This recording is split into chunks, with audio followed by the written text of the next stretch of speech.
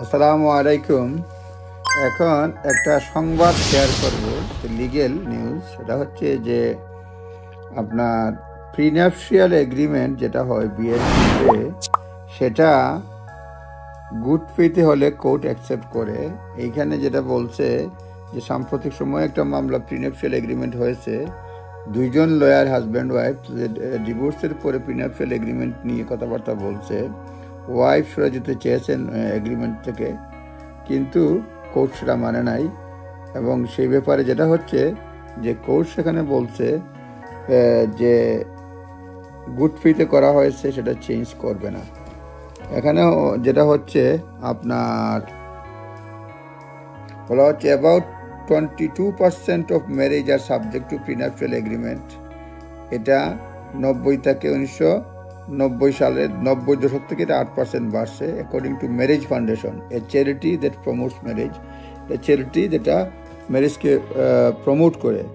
এখানে একটা বলছে যে নর্মালি এ প্রিন্যাপশিয়াল ও premarital agreement is made before a marriage. এটা ম্যারেজের পূর্বে এবং কিংবা সিভিল পার্টনারশিপের পূর্বে করা হয় এবং সেট আউট করা থাকে কীভাবে couple wish to divide their asset if they split. কীভাবে কাপল তাদের অ্যাসেট ডিভাইড করবে স্প্লিট হলে পরে, সেটা লেখা থাকে প্রিন্যাপশিয়াল বা প্রিম্যারিটাল এগ্রিমেন্টে। এটা অটোমেটিক্যালি এনফোর্সেবল না ইংল্যান্ড এবং ওয়েলসে, but a landmark ruling by the Supreme Court in 2010 একটা রুলিং হয়েছে। Court take them into account, court account নিছে, মানে বিবেচনা করেছে, as long as they have been made in good faith, যদি সেটা গুড ফেইথে করা হয়ে থাকে। সুতরাং গুড ফেইথে হলে পরে প্রিম্যারিটাল বা প্রিন্যাপশিয়াল এগ্রিমেন্টটা কোর্ট অ্যাকসেপ্ট করে এবং সাম্প্রতিক সময়ে এটা বাড়ছে।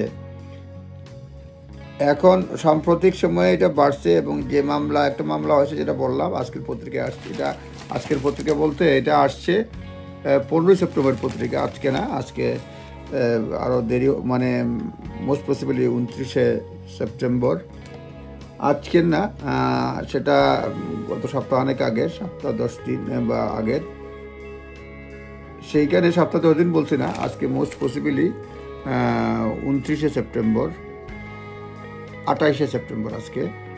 সুতরাং সেটা এই যেটা 28 সেপ্টেম্বর 15 সেপ্টেম্বর একটা মামলার কথা উল্লেখ করেছে সে টাইমস পত্রিকা। সেখানে বলছে যে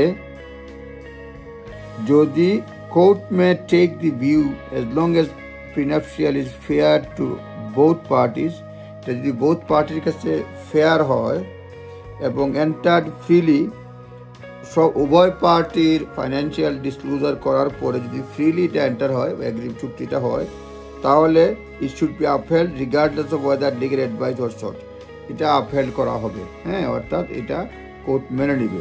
কারণ এইখানে একটা যে মামলাটার কথা এখানে উল্লেখ করা হয়েছে, সেইখানে প্রিন্যাপশিয়াল এগ্রিমেন্টে দুজনই লয়ার ওয়াইফ, মানে এখানে চুক্তিতেই ছিল বিয়ের পরে যদি একক নামে কোনো সম্পত্তি কেনা হয়, সেটা 50-50 শেয়ার হবে না।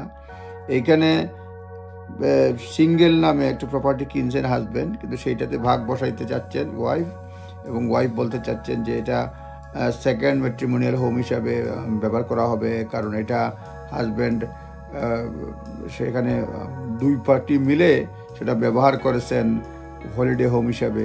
সেই জন্য কোর্ট মানে নাই, কারণ প্রিন্যাপশিয়াল এগ্রিমেন্ট বা প্রিম্যারিটাল এগ্রিমেন্টটাই কোর্ট বহাল রেখেছে। আর অনেক ধরনের যুক্তি রয়েছে।